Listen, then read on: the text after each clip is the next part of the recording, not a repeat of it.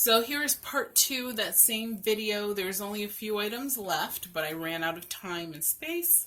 So let's just continue talking. So this Yardrow, as I noted, I put in as Yardrow Porcelain Don Quixote, standing. I put in every Yardrow is numbered and signed and has a signature or the stamp of the maker. So I put that in the description, as well as a size, 11 inches, 11 3/4 inches.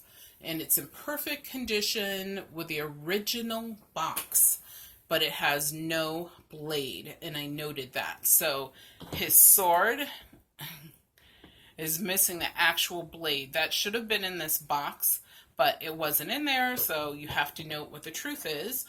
And just so you can get another full visual of him in all of his glory. I think the reason why these sold so well for me and more than what other people were selling them for is because I did have all of the original boxes, and even the original stuffing was in the boxes.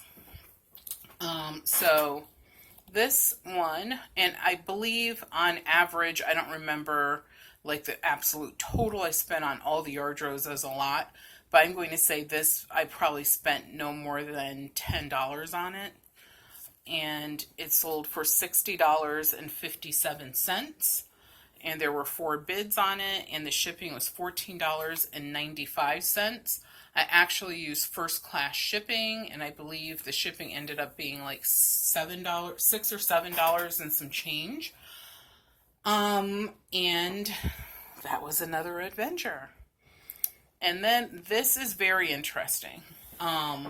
So sometimes, to me anyway, it's not all about the price of something, but it's also about the history of something and its new home.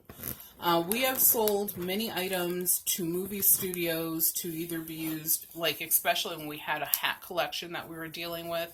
Some of those were actually used as props. If you ever watched the show Mad Men, we actually sold a piece of pottery that ended up on that show.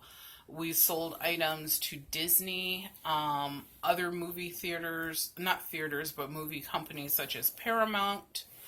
I'm trying to think. We sold items from movies such as A Walk Among the Tombstones with Leslie Nielsen.